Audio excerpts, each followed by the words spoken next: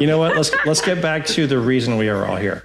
Good evening, everybody. Welcome to another episode of vBrownBag, the weekly video podcast where we all get together to talk to a luminary, a learner, a person excited about technology, somebody that wants to come onto the show and spread knowledge, much like Johnny Appleseed spread apple trees. I don't know. I have no idea what I'm talking about.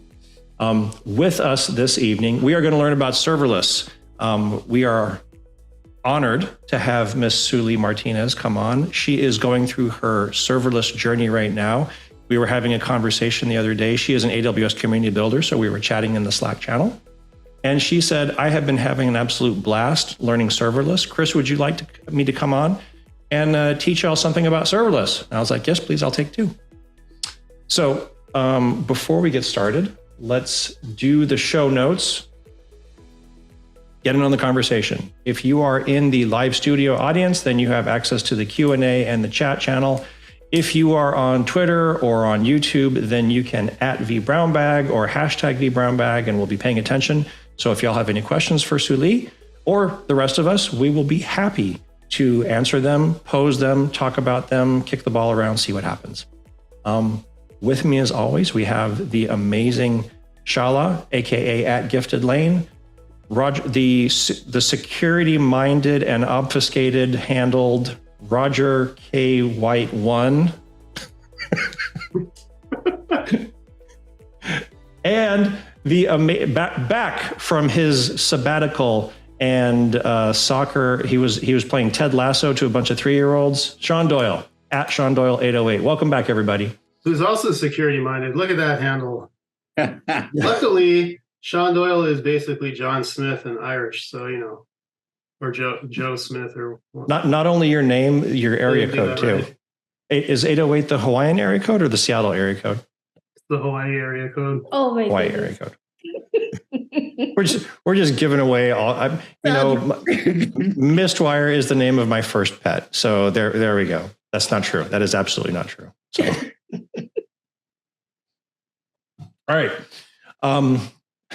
Sully is like, what have I gotten myself into? She's listening. She is so done with us right now. All right. I am very excited to learn what we have to throw down here. So I'm going to stop my share. Ms. Sully, if you want to grab the share, jump in and get this thing started. I've got all kinds of questions, but I'm dying to hear about this. Oh my God, let's do it. Let's see if you guys see my screen. Let me get this going. Give it a few seconds. It's trying. It wants to. Mm-hmm. Oh, I think you guys see it now? Okay, mm-hmm. Yes, perfect.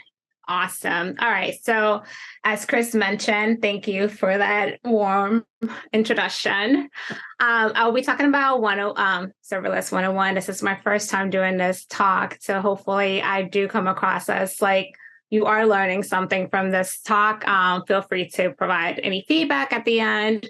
But let's start. So serverless, I think that could have like a misleading name. I think even myself, I was like, what is serverless? Does it mean that it doesn't have a server? So it could be misleading for you to think that there is no server. Is this simply means that there is a server? Is this that you don't manage the server? Someone else is managing for you. Think of it like you go into a restaurant, the food is being displayed for you. You don't have to worry about cooking or any of the mess when you're in the kitchen is being done when you go to the restaurant. It's all being handled in the back end for you. So let's dive in. I will be setting up, these are some of the things that I will be diving into in the introduction. So what is serverless? What are the advantages of serverless? Well, why would you even want to consider that? And some of the use cases of why we use serverless now in computing. So we talked about what is serverless. It is a cloud computing model that you don't have to manage. Again, when we think of like serverless, like I will be using WA example, where about you don't have to worry about like what is like the upscale of it or any of that or the infrastructure. You can just focus on the actual code. So as it's an advantage for the developer, just I can write code, but I don't need to worry about the infrastructure. You still have to write the backend, but that is being handled for you. So what are the benefits? Let's dive into what does that mean? Say goodbye to the overhead operational costs, because in the traditional infrastructure, you have to maintain that. We have like a system admin to manage the server for you. That would be like a hard, even like a hard like server, a physical version of it, or of a virtual machine that you will be managing. So that could be like really hard to upscale like later and can cost a lot because you don't know how to predict it or stay up to date. Or even secure, it kind of questions a lot of security. So again, with serverless, you can easily upscale or downscale. So it kind of manage like the traffic of the demand of your application and kind of proceed accordingly. So again, I mentioned this earlier, the developer can focus on the code versus the infrastructure because it's all handled in the back end for you. And one of the other things that I really liked about this is that it automates high availability, which mean so serverless is a stateless. It can automatically have backup and instances and resources for you. So you can have an underlying issue with the application, but it's still operating, it's still working appropriately. And so the user doesn't get to see these issues because it is like an airplane, for example. Like airplanes will have backup even if one is like not working, right? Like there's like a minute issue. And then like an override, right? You don't have to own the car. You don't have to pay the gas. You pay it as you go. You pay what you actually use, which is a very cost effective versus like the traditional way where you have to pay a lot for maintaining these servers. So these are some of the common providers. Again, I'm going to be biased. I'm going to talk from the lens of AWS, but we do have Google Cloud and we have Azure as well as your provider. They all like basically helping you get to your destination, just using like different ways to get there. And these are some of the key concepts of serverless. It works as an event-driven architecture, which is basically you decide how your application is going to be evoked and going to process these events. It also allows the developer, again, to work on the code versus the infrastructure and upscale versus on the demand and accommodate accordingly. And then also avoids like the manual effort of like you managing yourself the infrastructure, which is like a lot easier. Less worry on the infrastructure. Now you can actually work on what you love, coding. So what are the best practices, right? About actually implementing like a serverless application?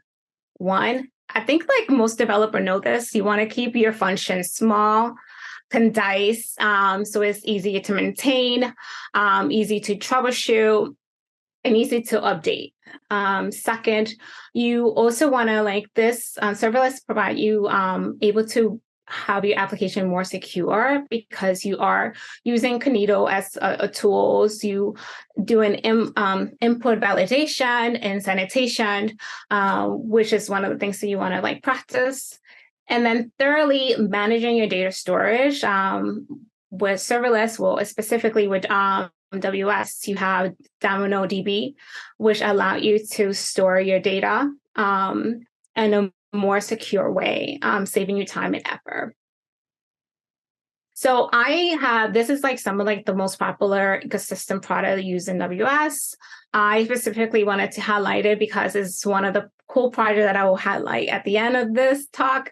We have the bucket, which usually will store images. We can also store like applications. API works like normally, like, gateway we have here that is like what allows you to interact with your application with the client and the server side. In DynamoDB, and I hope I'm not speaking too fast, is where you like store your information and you keep track of your tables, basically. And Cognito is like how you identify like your user, like your user and password. So now this is where we all begin. How do we set this up, right? Because we all want to know. So now you want to set an account with AWS if you choose to go for that route. You set it up super easy. I already have mine. Now, I will show you a little bit on the pre-recorded video that I had how to set this up. You want to create a Lambda function. And you can even upload your already upload your SIP and then just automatically just set your trigger so your function is speaking to the proper functions. I hope I said it right. And then you deploy it and you test it. And now I'll highlight how that looks like when you actually in the AWS account. So when you're already in the screen, you will see this. You want to like go to the search bar and go into a Lambda. And then it would, I'm not gonna go, well, you create a regular function, but you want to do it here. And then you name it, and then you set your runtime depending on the version. I think I kind of skipped that, but I kind of just want to give you what you will when you setting these up. And this is just a regular hello world function, very simple. You hit create. And then on the next page, you set up your trigger. I didn't set it for this instance, but then you want to obviously know how to you be communicating with the API and your DynamoDB. And I ran some tests just to make sure that this simple app is working. This will be a simple test, and then I hit deployed. And now the fun magic. So this is on a high level of like what a serverless is. Now you want to know how do you now put it into practice? I chose this application because I love Unicorn, but before I even dive, I hope you can still see my screen. So I got this idea from Lucy. So I want to highlight her because she's been really good and she's really good in the community. So I got this idea from her. She actually listed it. I think it was option 2. And so it kind of gives you, let me see if I can go back. It will also be in the short notes, but it basically, if I go back here, we are using API that allows the premise of the application. I think I have it here. This is what the UI looks like. And it basically works like a regular Uber, but instead of an Uber, you will be requesting a Unicorn. You pick a destination and it takes you, or pick a location and it will take you to your destination. And that's essentially what you will look like. Everything will be provided. Essentially, this workshop is to kind of make you understand how AWS services all come together. Again, I chose this because I am obsessed with Unicorn. But the one that we use Arc on JS, which is a very popular API.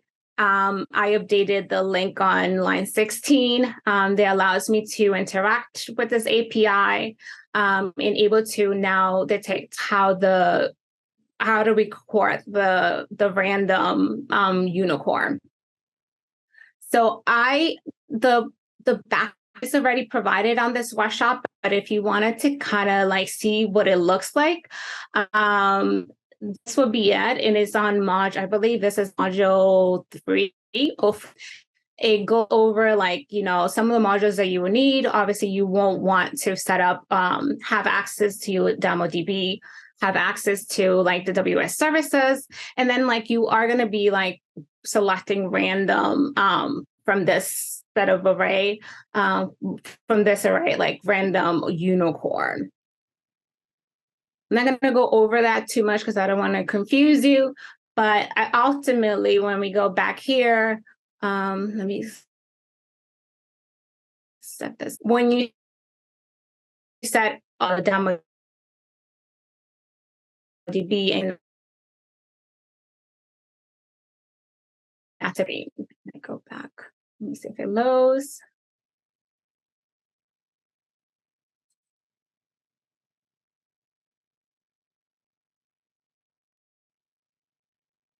Request your unicorn, and then if you see on the upper, like, this is the map, it's been verified. Andrew is your unicorn, it's white, and it's here on this way.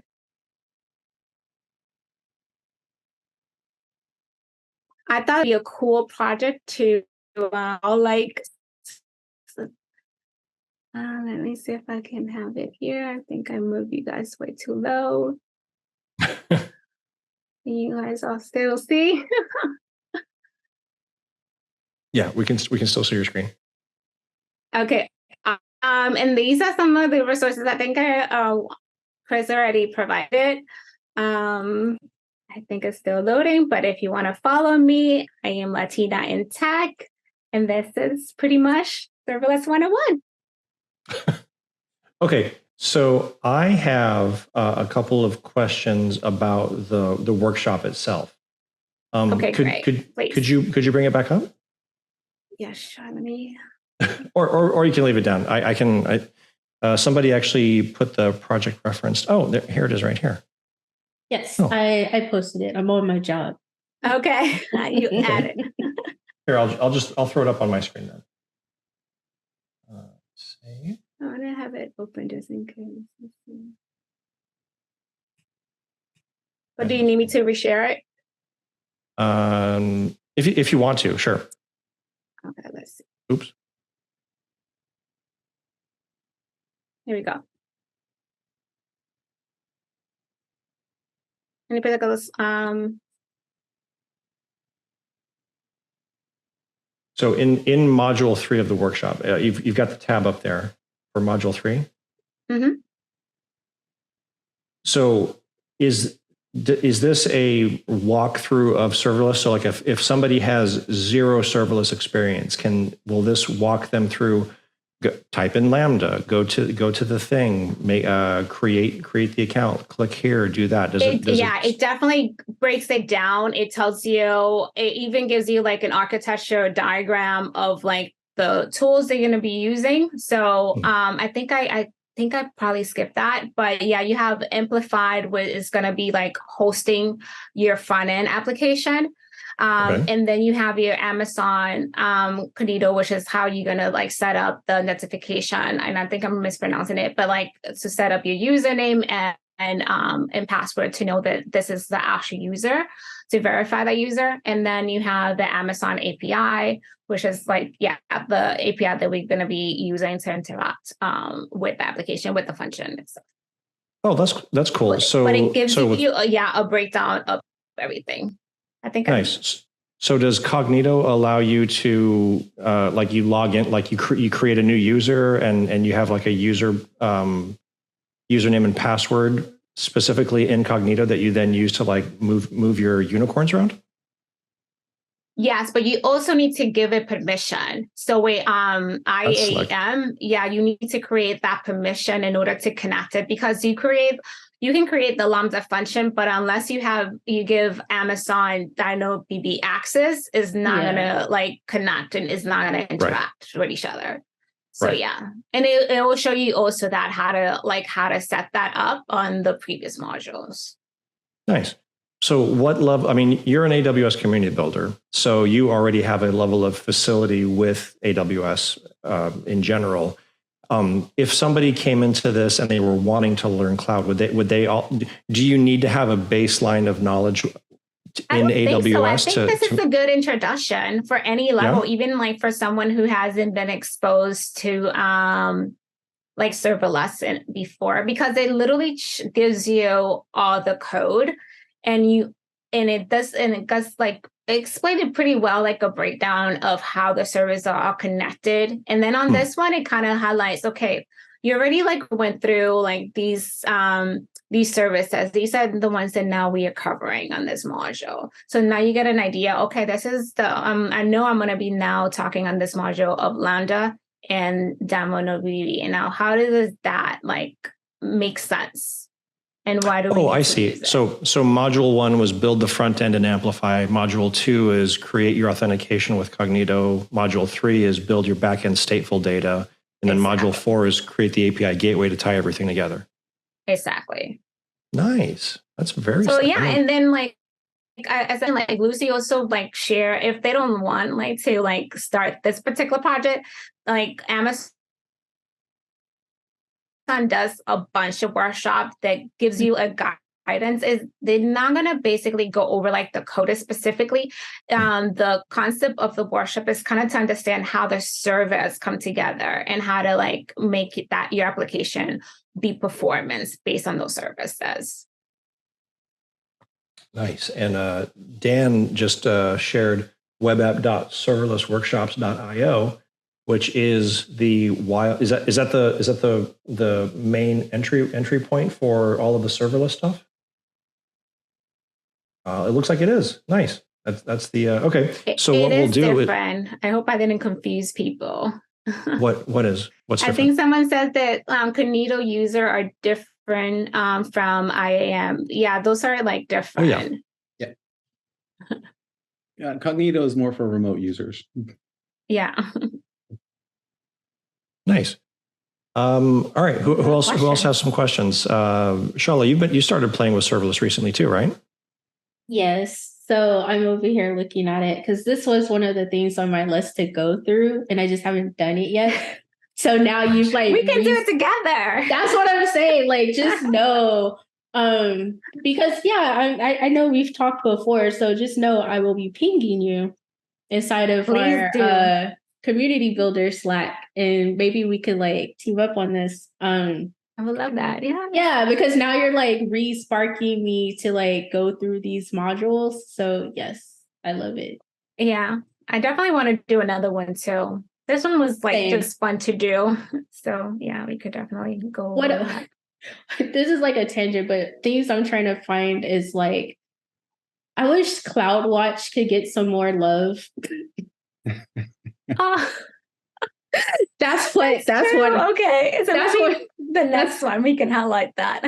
That's what I need tutorials and workshops for is CloudWatch. But no, so I guess from your experience of going through the workshop, like what are like some of your takeaways from it? Like your big like aha moments or anything? Is this like that? kind of I guess like really understanding like serverless, like the modern approach versus the traditional, like what was like the traditional approach? Why is this like more advantageous to even implement in terms of cost more effectively, because it's now you only pay what you use.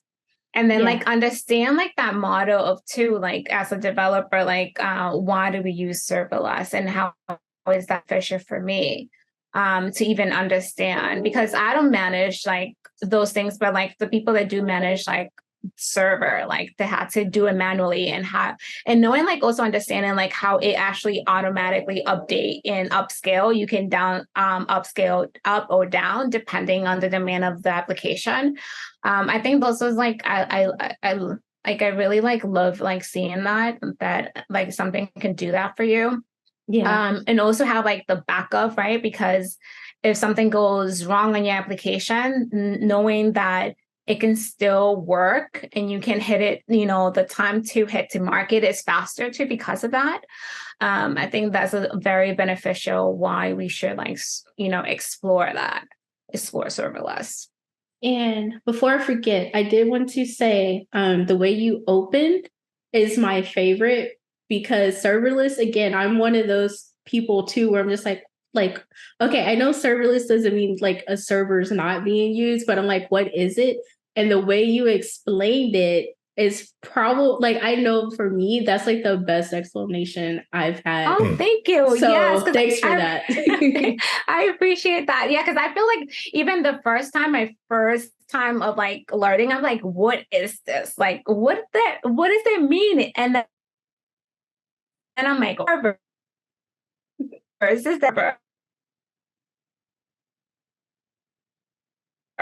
And that's like also like more secure, right? Like, because you have the serverless and these tools in place or services, now your application you don't have to worry about the security measures, right? Like, or staying up to date or like any of that, because it's being handled for you. So now you can sleep nice at home, knowing that everything is fine and nothing is going to crash, right? So yeah, this is like a fun project. I hope I did a good job explaining what it is. Again, this is my first time, but yeah, feel free to like point out like areas that I can do it better. Essentially, this is about the community, right? For them to learn, and also encourage them to, be part of the project and learn. So yeah, I'm excited. I am curious about one statement that you just made, though, and this isn't a you said so. There's a server behind everything, like it's serverless, but it's running on something. Yeah. And even though we don't have to worry about whether or not that server is going to break, Werner Vogels has famously said everything breaks all the time. So my curiosity is around the architecture of how Lambdas are fault tolerant internally, because even though that Lambda is running on a piece of hardware somewhere, and that piece of hardware will eventually break. And depending upon how often that thing is invoked, whether or not it's lasting a long time or not, it could theoretically, break under pressure. And another thing about it, and this is coming from like network design and server architecture that Sean and Roger and I did back at Worldwide. When a developer doesn't have any constraints on a server, they will write the most horrible code on the planet that uses so much CPU and RAM because they have no limits. It's only when the operations guy says, no, bad developer, and he slaps him on the hand, that they then try to write their code more elegantly and more memory optimized and stuff.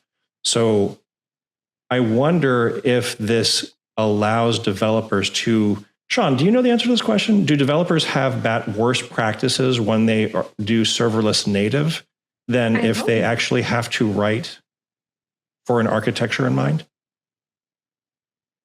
Sean Doyle? He's still the only Sean with a microphone? I don't know how to. I don't know. I don't have an opinion on that one. Not yet? Okay. Yeah. I wouldn't think so, though. Like, I'm not an answer for you, but just because you have security measures on this like provider doesn't mean that you're gonna have a shit code. You're still gonna have practices, clean code, and you want for it to still be functioning. Like, you're not gonna just like lose those practice just because you have serverless. And you still there's still flaws. Like, I also learned that some of the things about like serverless is that sometimes it's hard to kind of like start up, and it could have cold starts. Start. And it's not like a perfect thing, but it's still like a little better approach than your traditional. Yeah, it was more a question about human nature than any like answerable thing right now. I will ask. I'm gonna hit up some of the serverless heroes like AJ, and I'm gonna ask him. Do serverless native people write smellier code than somebody that actually has a physical constraint to one box? I'm curious about that. Let's pose the question. I'm also curious to see like what people are saying. Because what's funny is right now. Sorry, I was gonna say, because what's funny is right now, as a new cloud architect or whatever, right now I'm in a stage of my career of where I'm trying to get better about being assertive. So like Chris's question is hilarious right now because it's so on point, because right now I'm having to like smack hands of developers. I'm just like, stop it. Don't do it. No, you're making my life difficult. Stop.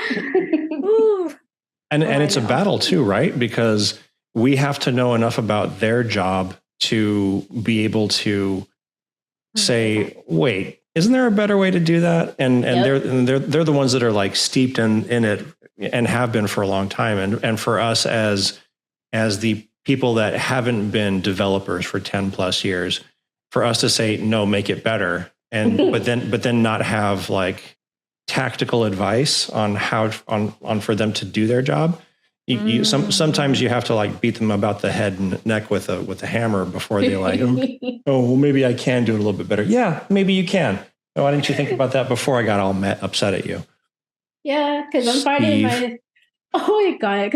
myself having to go and learn software development so I could talk to the developers. So yeah, if you're going to go into DevOps engineering, learn software development. That's good. Keeps you on your feet. Oh yeah, every day. Every single day. And Josh comes up with a good point. I think the distribution of resources across broad backend clusters, while it doesn't minimize breaking, it decreases the probability of the breaks that will occur from having a noticeable impact. Yeah, distribution and cluster load and sharding all are mitigation techniques for hardware breakage. I'm just postulating out loud from my stupid head, what's because everything breaks down to the 4 food groups: RAM, CPU, disk, and network. And every time we do something with a computer, whether it's a cell phone or a supercomputer, we have to satisfy those 4 food groups. And one of them always becomes the bottleneck. When you have too much CPU, then you need more RAM. Like this is a battle as old as me, really. I mean, as long as you have somebody trying to stress one particular resource, then the other 4, there's always some kind of natural bottleneck. So in looking at serverless architecture, where do those pitfalls lie? It's a fun architectural problem to solve, especially when you're scaling up and scaling down environments. Because what works at scale for 100 users doesn't work at scale for 1 billion users. Somebody's saying Terraform. Yes. I'm using Terraform so much these days. Oh, what was Dan talking about? I was saying something, and then Dan was mentioning about use Terraform, and I'm just like, yes, like I'm using Terraforms. Look, I use Terraform to create new IAM users. Okay, nice. Like I just Terraform it. It's great. Somebody just shared an article with me how to use Terraform to create your perfect Spotify playlist. So I'm going to go play with that. Are you going to share? I apologize. That sounds awesome. What kind of a human would I be? Yeah, share that.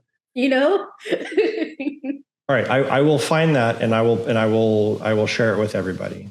Nice. Sully, I have a question for you. So, you talked a lot about Node.js and, when you were developing your Lambda functions, right? So, obviously, there's a programming language that you have to be, familiar with, either Python or whatnot. What do you recommend to individuals that want to be able to write better functions or better code?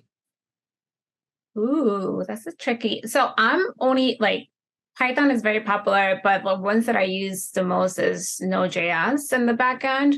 And I'm comfortable with more like JavaScript languages. So I will recommend that. But I'm biased because I haven't explored a lot of different other framework, right? But I would think that JavaScript is usually what is recommended the most for like starters. But someone could be like thinking Python would be like the best approach. It all depends. Yeah, I know. That will be my second language. I definitely want to start learning Python and start. I'm team too. Let's do it. I'm team Python all day with Lambda. I haven't explored too much to say much on that end. But it is a more straightforward language, Python. But I like Node.js though.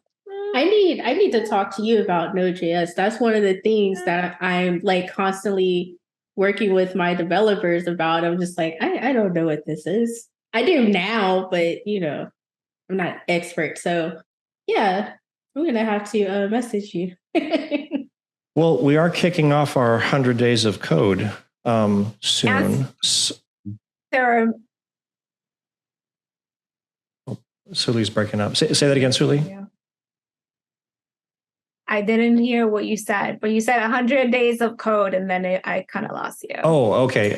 Yeah. So I believe all four of us. Am I accurate in that statement, Roger, Sean, Shala? We're all gonna do 100 days of code together, or Sean? Did I mishear? I'm not. I don't want to volunteer anybody that I did not say wanted to join in it. So anyway, some of us are going to be doing 100 days of code. It's every day we do at least half an hour of studying of Python.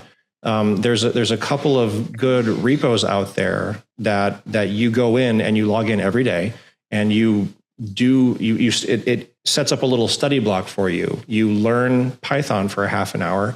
You post your results. You fork the repo, and then you make the changes, and then you commit to your own copy of the fork, and then you post it out loud on social media. Yay! I've completed day 42 of the 100 days of Python, and this is what I learned today. It's a learning in public way of forcing yourself to do the thing. I did it once before, and I got all the way up to day 49 with the Angela Yu 100 days of code. But now we're going to switch over and we're going to do the Michael Kennedy 100 days of code because it uses a lot more of the web frameworks, Flask and HTMX and Django, and it teaches you some HTML and some CSS along the way. So we were going to all get together and start on the same day and see how far we could get as a challenge to ourselves. Yeah. Did we accountability partners? Yeah, exactly. Exactly. Did we choose a start date? Did we start? We have not chosen a start date. We should talk about that. I say quiet because I already started. That's why I said that. That's why I made that comment. I know Sean started. Sean, when did you start? He's already ahead. Sean, when did you start? After the last time we said we were going to do the 100 days of code, I'm like, sweet, let's start. And then I was like, hey guys, I'm on day. That was like whatever. That was like 14 days ago. So what day are you on now? I paused. I'm waiting for you all to start so we can. No, what day are you on? You said you started. So what day are you on? 2? I'd have to check the last commit. 48. He's on 48. He is not on 48. Maybe 10. Maybe 10. All right. And Advent of Code is coming up, which is always a fun challenge. The Advent of Code? What's that? Yeah, every year there's so you go to Advent of Code, and every year they do like I think it starts in December, and it goes for 30 days. And it's like a story, like a Christmas story, and you have to write in whatever language you want to solve the problem of the day for the Christmas story. Or a holiday story. It's not necessarily Christmas, right? It's like a holiday thing. And there's leaderboards, like who can solve it the fastest and all that. I mean, I have never done any of that, and I've only done it 1 year, but it was pretty fun. And then like sometimes people, post their solutions on GitHub so you can compare if you're using a certain language. Yeah, Advent of Code. Advent of Code. Yeah, I found that out actually at a reInvent. I saw it somewhere. Yeah. I don't know. December. Please don't use AI to get on the global leaderboard. First puzzle will be unlocked December 1st at midnight. See you then. In the meantime, you can still access past events. This is slick. Okay. Yeah. I did it last year. All right. So we're going to, at reInvent, we're all going to rock, paper, scissors to figure out when we're going to start 100 days of code. And if we're going to do the Advent of Code, and if Advent of Code counts. Guys, I'm making me more FOMO because I'm not going to reInvent. Now you guys want to go. I'm not going either, Sully. So, Brian, if I see more people that I like going, I gotta go. Okay. Roger, you need to get CDW to send you out there. You got to work your mojo, buddy. We'll see. Still working it. Who do I need to talk to? I'll make this happen. I made it happen for Sean. I'll make it happen for you too. We'll talk offline, man. We'll talk. Okay. All right.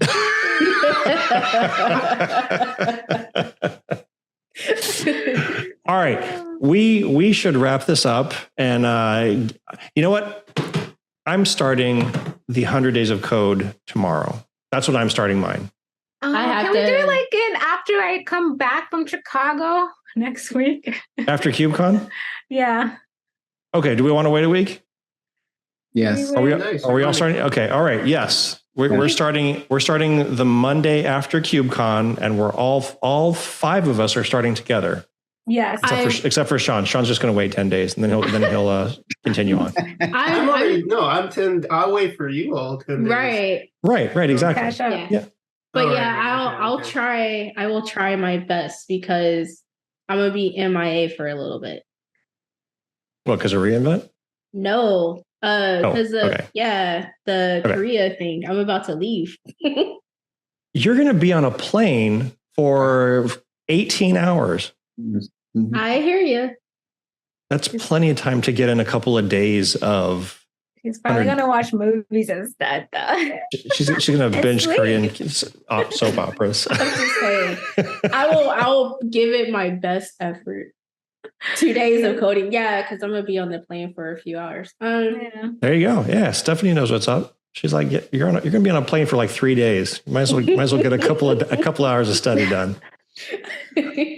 All right, let's wrap this up. Good night, everybody. Thank you all for attending. Sully, thank you for coming on. This was absolutely wonderful. This was fun. We will put all of the show notes into the YouTube video, so that if anybody wants to learn about Advent of Code or the workshops, then we will put them all in there. So we'll talk to you all soon. See you next week.